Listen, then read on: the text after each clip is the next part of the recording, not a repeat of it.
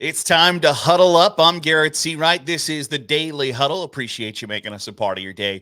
However it is, wherever it is you're doing so, we certainly appreciate it. On the YouTube, you give us a like, a thumbs up, the subscribe button, hammer it. It helps us out more than you could possibly really imagine. And if you're listening on the podcast, you give us a 5-star review, share us with your friends. However you can help us out, certainly it goes a long way in help growing the channel. Today, we're going to chat about Jim Harbaugh. The Jim Harbaugh versus the NCAA saga took a wild turn yesterday after Jim Harbaugh had what can amount to a plea deal with the NCAA. He called it off and said, no, I'm not taking a 4-game suspension. And I had planned to talk about that this week of why would you do that? And I think part of that reason for why you would do that, there's a couple different layers to that. One, I think, is because you have the possibility, the opportunity to win a national championship this year. If you're Michigan, and Jim Harbaugh's thought process is probably geared towards winning a national championship. So I think when you look at it through that lens, hey, they've got answers where a lot of schools have questions, where a lot of teams go, okay, who's our quarterback this year? There are questions at Ohio State. There are questions at Georgia. There aren't. That question doesn't exist at Michigan. They know who they are, what they're doing. Now, do they have guys to replace? Of course they do. But not necessarily to the level of other schools. So I think it makes sense for Jim Harbaugh to call off the plea deal with the NCAA, coupled with the fact that, you know what? North Carolina a few years ago really showcased that the way to deal with NCAA investigations is to say, you figure it out. I'm not really going to participate. I'll do the bare minimum, but I think you're toothless and I dare you to do something about it. And that's frankly how every school should attack an NCAA investigation at this point. So I don't think it's necessarily a bad idea for Jim Harbaugh to renege on a plea deal. But then yesterday, for the school to say, actually, you're suspended for the first 3 games of the season is wild to me.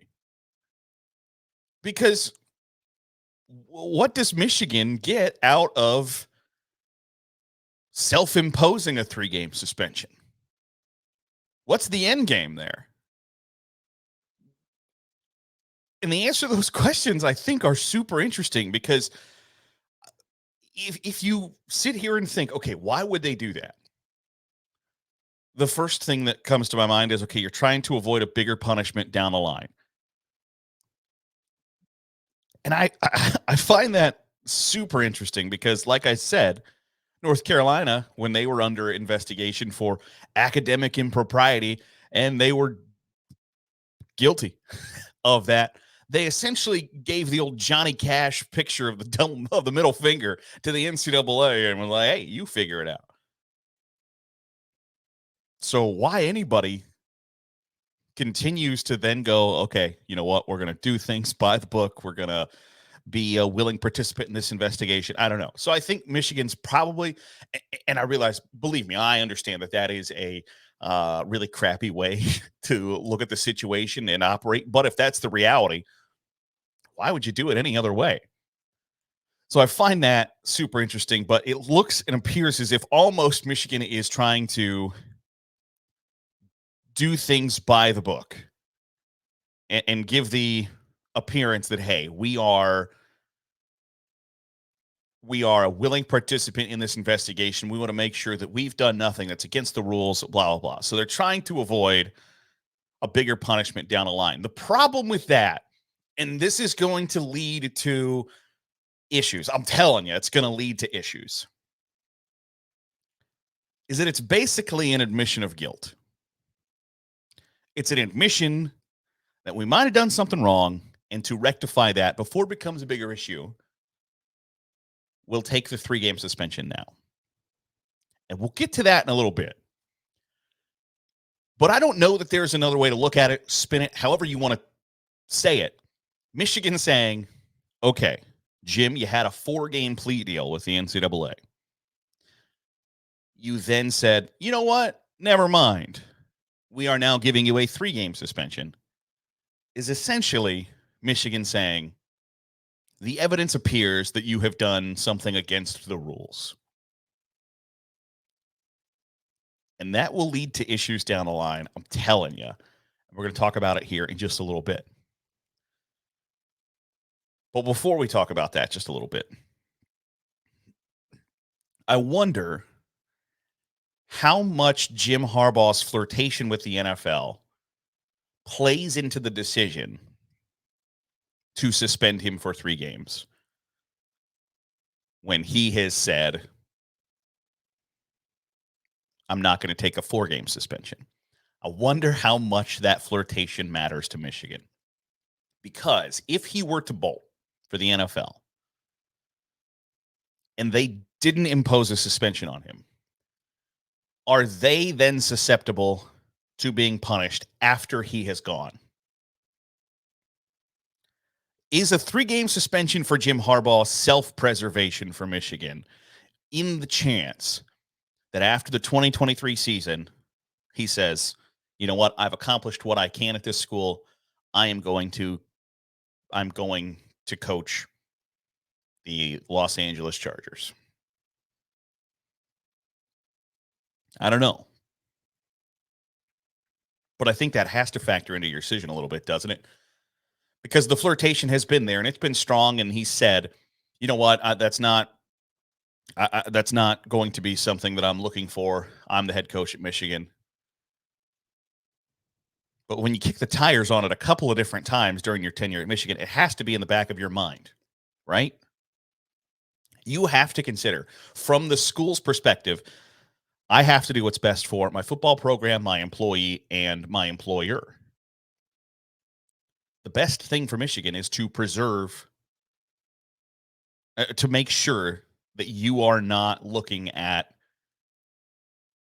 a bigger deal with the NCAA after the guy that you've supported has departed. And I think this suspension increases the chances that the 2023 season might be Jim Harbaugh's last. And we'll get to that here in a second. So Michigan employs the 3-game suspension. The flip side of that is, does the NCAA find that satisfactory? Do they go, you know what, we'll call it square, which I doubt. One, because the suspension for Jim Harbaugh's transgressions of essentially lying to the NCAA and their insistence that this is not over a hamburger, and Jim Harbaugh's insistence that this is over a hamburger is interesting. But the punishment for Jim Harbaugh's lie to the NCAA and cover up and all of those things is a 6-game suspension. They worked out a 4-game suspension and basically just said, hey, let's call it 4. Let's get it done and over with.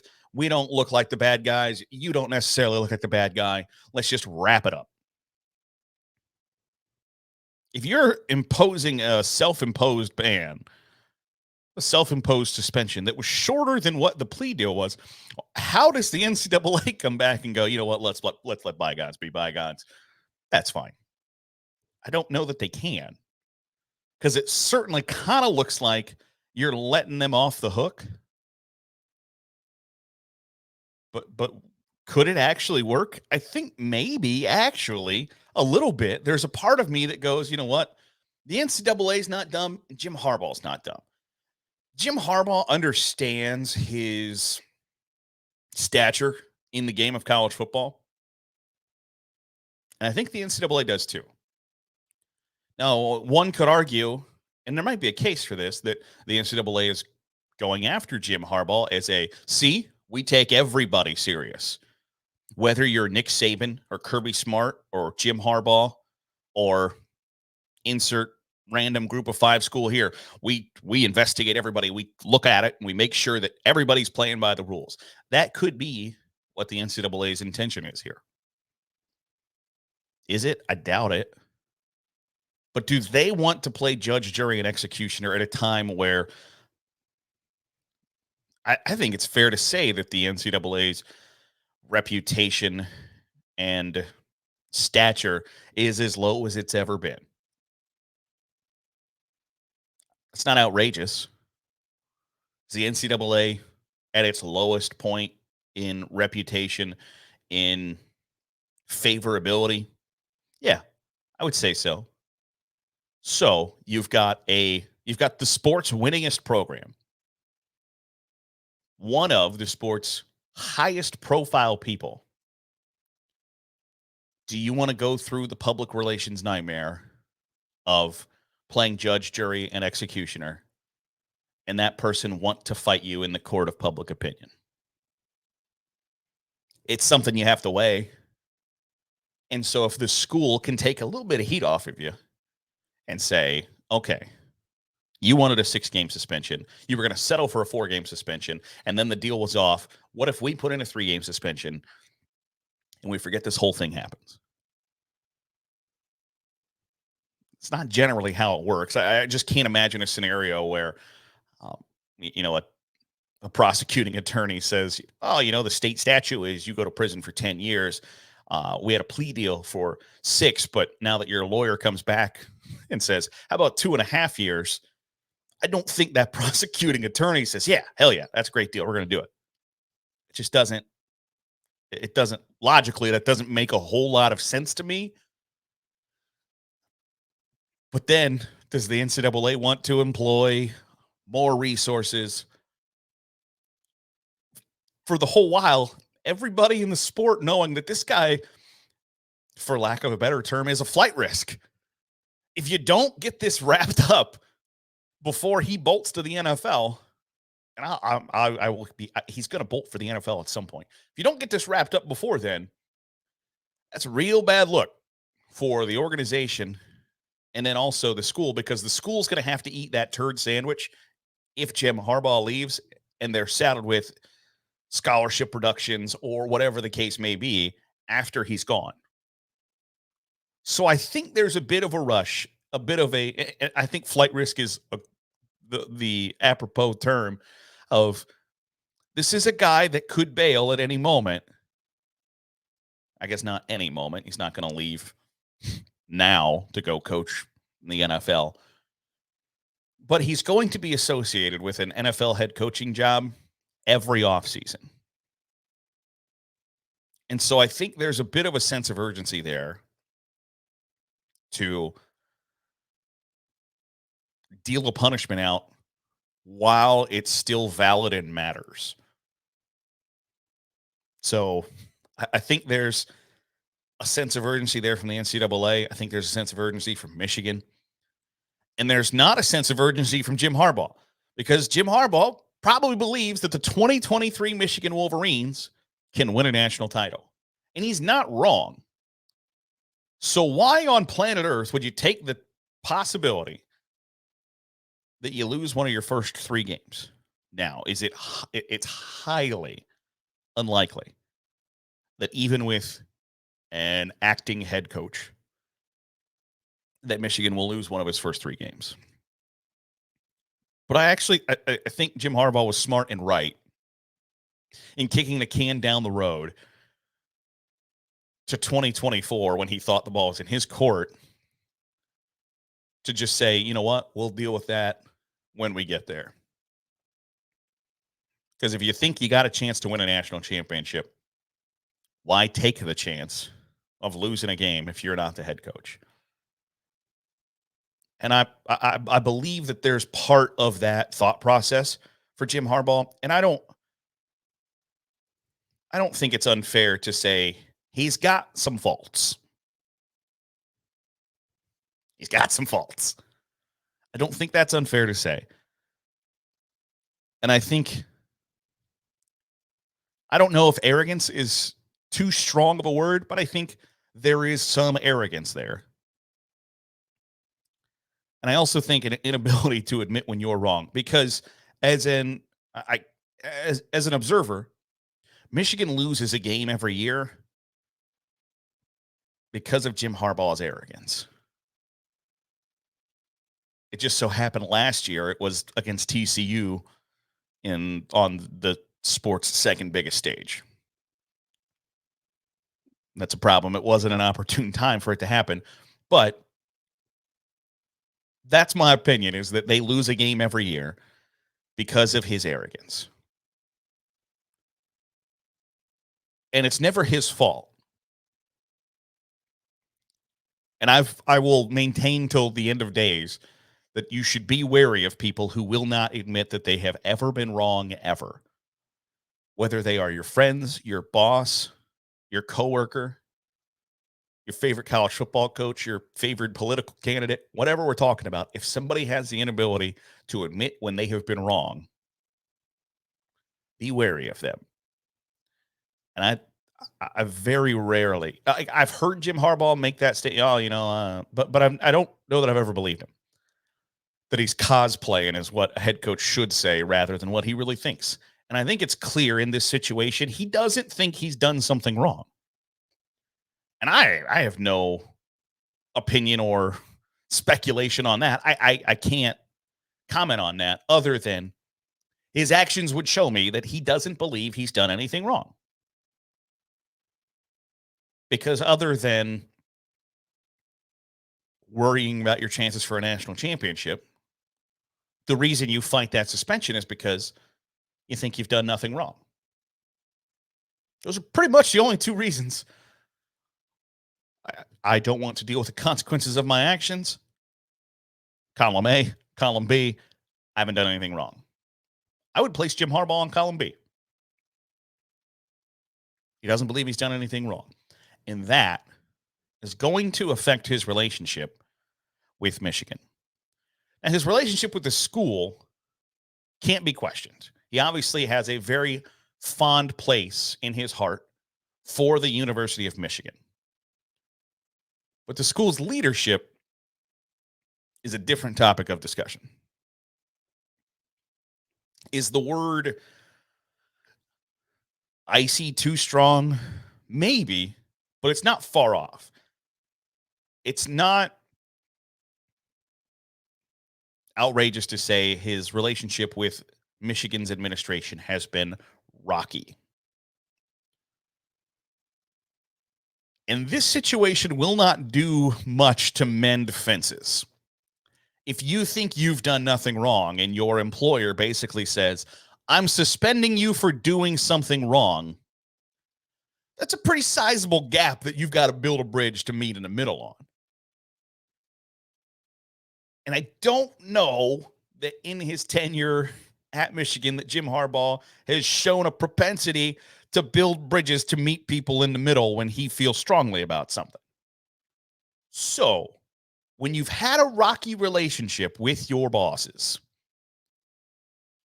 and then in a very high-profile public manner, they say to the world, I think you're guilty of breaking the rules.